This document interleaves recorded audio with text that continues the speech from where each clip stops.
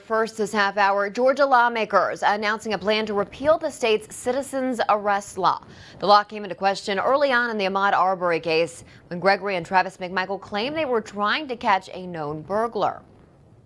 All new at 5 o'clock, WJCL's Emma Hamilton has more on the legislation and the next steps when the session resumes.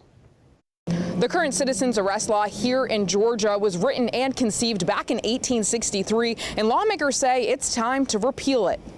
Well, it was important before now. It's just that now gives us an opportunity because it's in the public eye.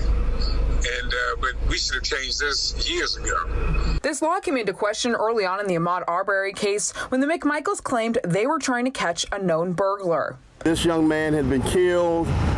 They told me that it was a racist act, but I would never imagine that it was at the hands of the laws that we have allowed to take place in Georgia that were outdated.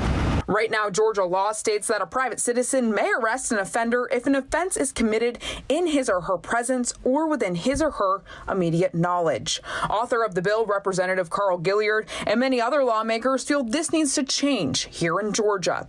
The bipartisan bill, getting support from both sides of the aisle, would get rid of Georgia's current citizens arrest law. It's not about parties, it's about the people. Everybody's affected by this.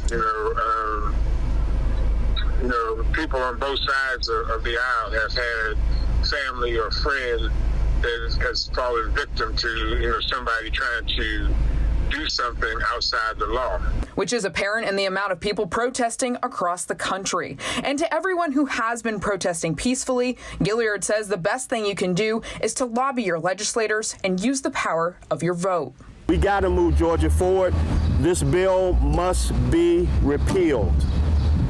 We cannot bring Arbery back, but as we move forward, we can say never again that this can happen.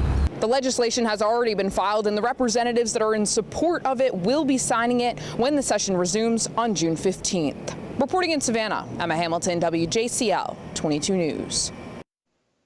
All right, thanks so much, Emma. Now, Gilliard says when the session resumes, this bill could become an attachment to the Hate Crime Senate Bill 166 or added as an amendment to another bill.